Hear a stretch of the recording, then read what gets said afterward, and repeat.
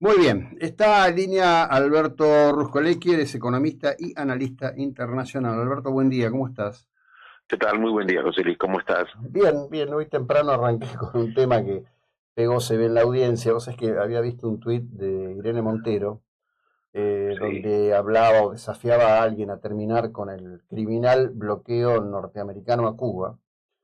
sí. Y yo recordé una experiencia personal de 2013. Yo volvía de Fort Lauderdale para Miami y de pronto veo al costado de la autopista un inmenso cartel que decía recarga el celular de tu pariente en Cuba, ¿no? Pegué una vuelta enorme para sacar la foto, que no sé dónde está, así que hoy lo busqué.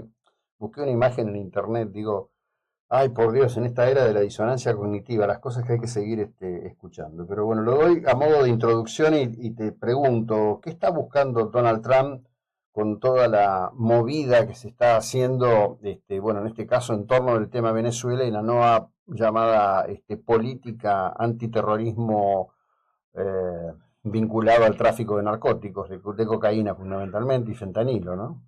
Bueno, en realidad es muy buena tu pregunta. En rigor de verdad, el régimen que existe en Venezuela es un régimen ilegal. Es ilegal porque la verdad que Nicolás Maduro está usurpando el cargo de presidente. Uh -huh. Quizás las personas que me escuchan se sienten un poco conmovidas porque en realidad las elecciones quedaron demostradas por las actas que fueron presentadas, actas que no presentó el régimen de Maduro, de que el ganador de la elección, sin ninguna duda, en Venezuela, fue Edmundo González Urrutia, que actualmente está viviendo en España. Bajo ese punto de vista, la verdad que la Constitución venezolana dice que cuando no hay un presidente, el presidente de la Asamblea Nacional es el que tiene que hacerse cargo del país. Pero independientemente de este tema, además el régimen de Venezuela prácticamente es un paria entre las naciones, Uh prácticamente que nadie reconoce la legalidad de Maduro como presidente de Venezuela. No obstante, hay una política norteamericana, no solamente con Venezuela, sino también una política norteamericana para proyectar su fuerza o una hegemonía un poquitito mayor, hegemonía que había caído un poquitito -huh. de capa caída en los últimos años, porque la verdad que lo que es Sudamérica o el Caribe había sido dejado de lado como foco de atención principal para Estados Unidos de Norteamérica. ¿Qué es lo que vuelve a despertar el interés? Bueno, desperta mucho el interés, por supuesto, el tema de Venezuela, que dicho sea de paso, hay que decir que es la principal reserva de petróleo del mundo, no Uh la principal productora de petróleo. Venezuela llegó a producir 3.800.000 barriles de petróleo por día y hoy no sé si está en 800.000, 700.000. PDVSA, la petrolera venezolana, está de capa caída, con falta de dinero, falta de inversiones, es un desastre. -huh. Pero ¿qué pasa? La lucha política que tiene Estados Unidos con China se traslada también en todo el mundo y también en Latinoamérica. ¿Por qué? Porque China, con esa política muy pensada a largo plazo, estoy describiendo, no criticando, estoy Uh describiendo hechos. China decide en esta competencia la pulseada geopolítica con Estados Unidos, y fíjate vos que China armó en su momento en los BRICS. ¿Te acordás que -huh. empezaron siendo Sí, 5 sí. países? Brasil, Rusia, India, China y Sudáfrica. Tejió, por supuesto, con mucha inteligencia la ruta de la seda, que esto implica aplicar fondos enormes para construir carreteras, puertos, para fortalecer el comercio exterior. Hay que decir que 150 países están de acuerdo e integrando lo que se llama la ruta de la seda. Y también en Latinoamérica, a través de préstamos, a través de swaps, este intercambio de monedas. Y vemos un poquitito entonces también en Argentina. Argentina, también China tiene una presencia importante. Primero, que es el principal socio comercial que tiene Argentina. Esto hay que decirlo. Uh -huh. El déficit comercial que Argentina tuvo con China el año pasado fue 5.000 millones de dólares. Pero es hoy el socio comercial número uno, desplazó a Brasil, que es el número dos, que también, claro, que es un socio importante. Uh -huh. Pero ¿qué es lo que tiene China, por ejemplo, en Argentina? Swaps de monedas, 18.000 millones de dólares, que fue hace varios años otorgado, 5.000 millones de los cuales vencen el próximo año, que fue refinanciado, ¿te acordás? Uh -huh. También es cierto que existió años atrás en el gobierno kirchnerista la autorización para que China coloque una base de observación espacial, que la verdad que no se entiende demasiado, porque nadie puede presuponer que iban a hacer una base solamente para observar el espacio, en Bajada del Agrio, que ocupa una superficie de 200 hectáreas, la cual se considera territorio chino, como si fuera una embajada, nadie puede entrar ahí sin autorización del gobierno chino. También es cierto que China quiere competir y hacerse cargo de la ruta Paraná-Paraguay, esa hidrovía, también quiere construir un puerto de aguas profundas, porque también quiere proyectarse hacia el Antártico. En definitiva, China tiene una política de largo plazo, de observación, inteligente desde el punto de vista de ellos, absolutamente. Y entonces, en esa pulseada geopolítica entre China y Estados Unidos quiere volver a retomar el rol que tenía en Sudamérica y también en Argentina. ¿Por qué? Primero, porque obviamente hay una empatía muy importante entre Milei y Estados Unidos, pero también es cierto que Argentina estratégicamente responde a una situación muy importante para Estados Unidos. Primero, ¿cuáles son los ejes fundantes preocupantes de la administración norteamericana? Uno, narcotráfico, ¿sí? Segundo, terrorismo. Tercero, pulseada geopolítica. Por la pulseada geopolítica, China tiene una inserción importante acá. Incluso el propio secretario del Tesoro norteamericano, Scott Bessent, dijo: veríamos con buenos ojos que desplacen el swap de China. Queremos nosotros participar cada vez más en la República Argentina. Hay que entender entonces también que el apoyo económico, financiero que está dando muy importante Estados Unidos, también tiene que ver con una observación, que no es solo la simpatía con Milei, esto no explica ese movimiento importante económico y el apoyo importante, porque también quiere volver a retomar ese tipo de presencia muy, pero muy importante. Terrorismo, Argentina también sufrió, por supuesto, ataques terroristas. Recordemos, Embajada de Israel, 17 de marzo 1992, AMIA, 18 de julio 1994, la Triple Frontera, una zona donde existen terrorismos vinculados con la organización Hezbollah, que en realidad está alimentado con dineros también de Irán.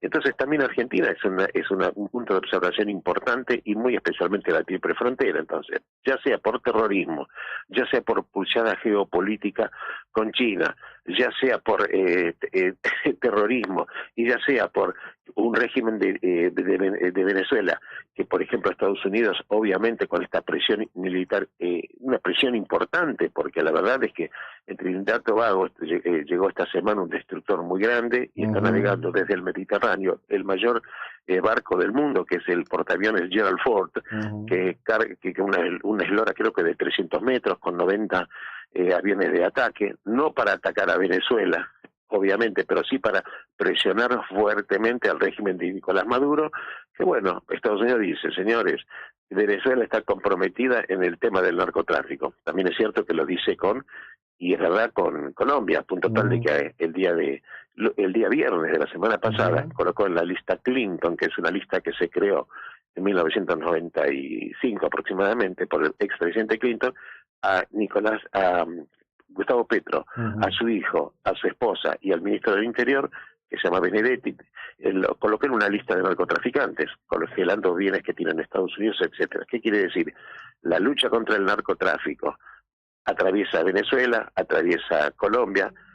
En consecuencia, vemos que toda esta movida militar que está haciendo de presión a Estados Unidos tiene que ver con todo de este alineamiento que está teniendo, incluso lo dijo Trump el día lunes de esta semana, dijo: queremos volver a tener una presencia muy importante en Sudamérica. Estoy simplemente repitiéndote textualmente lo que el presidente Donald Trump... Ahí digo, yo veo varias cosas, ¿no? En primer lugar, me parece que hay una curva de aprendizaje de las administraciones estadounidenses con respecto del continente, el llamado subcontinente.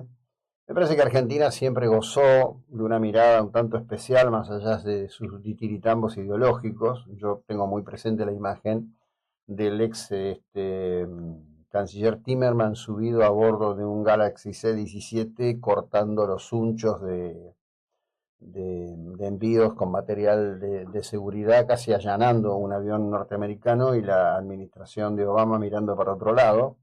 La verdad que Estados Unidos, más allá de las administraciones, ha tenido una paciencia con Argentina en los últimos años absolutamente increíble, y me parece que también eso hay que mirarlo para entender un poco que, más allá de las formas, la misma idea de un gobierno amigo de Estados Unidos desde Argentina es muy atractiva, ¿no? No, coincido totalmente con vos. Vos sabés que las relaciones no fueron no digo problemática, pero la verdad que el gobierno anterior no tuvieron, y la mirada norteamericana hacia gobiernos peronistas no fue de la mejor, por decirlo de alguna manera elegante. Es así, recordemos también que los gobiernos anteriores habían hecho, gobiernos anteriores, no el de Fernández, se hizo el pacto de entendimiento con la República Islámica de Irán, pacto que la verdad que tiene mucho más de podrido que otra cosa, porque incluso va a ir a juicio algunos funcionarios por haber firmado este pacto, ¿no? Porque es como haber realizado un pacto con tu propio verdugo, el que plantó las bombas, a punto tal de que incluso si está aprobado, ya se va a llevar a juicio los responsables imputados en el atentado a la AMIA, utilizando el instrumento legal de elevación de juicio en ausencia. Juicio en ausencia, o sea que aun cuando no comparezcan físicamente los imputados, se le va a hacer un juicio, ¿correcto? Van a tener derecho, por supuesto, a un defensor oficial, que obviamente en su momento el tribunal determinará si van a ser declarados o no culpables. Todo haría suponer que sí, porque el plexo probatorio es muy, muy fuerte. Pero concretamente sí ha tenido una importancia. Y también Timerman, la verdad que en esa actitud infantil, y yo diría imbécil, tratando de ser el protagonista de una foto, que la verdad fue una vergüenza para la República Argentina, porque eso de intervenir en un avión militar de un país con el cual vos tenés relaciones, violando sistemas de seguridad y protocolos diplomáticos, me parece que habla de su necesidad de vedetismo que tuvo. La verdad que Timerman también fue un personaje en ese plano, y quiero ser suave, problemático, por no decir idiota, en ese tema, y también mentiroso. ¿Te acordás cuando fue en su momento Pepe Eliashev, que había denunciado, ¿te acordás? Que había un pacto entre Irán y se estaba cocinando algo podrido entre Irán y entre Irán y Argentina. Timerman y Pepe Eliashev había dicho que se había reunido el canciller de Irán con Timerman, se habían reunido en Siria, y él dijo no, que era una mentira, le dijo de todo a Pepe Eliashev, que ya falleció, por supuesto. Además le costó el trabajo a Pepe. Sí, absolutamente, y la verdad que luego se comprobó que lo que Pepe denunció periodísticamente era cierto. O sea, Timerman fue mentiroso, Timerman la verdad que fue un canciller que fue, la verdad que, bueno, fue la expresión de un gobierno que tuvo una política anti-norteamericana en ese plano, anti-norteamericano, ahí está la verdad. Pero bueno, las cosas han cambiado y vos sabés que el mundo sigue la rueda. Bueno, sí, ¿no? Yo digo, para entender lo que pasa en el mundo hay que mirar la foto de ayer con la premier Takanashi, la primera mujer premier de la milenaria nación nipona, y me parece que alcanza para tener enormes lecturas. Alberto, un gustazo, muy amable, buena jornada. Un gusto, gracias José Luis, gracias por el contacto. Bueno, Alberto Ruscoli, que es analista internacional, seguimos en un instante, estamos en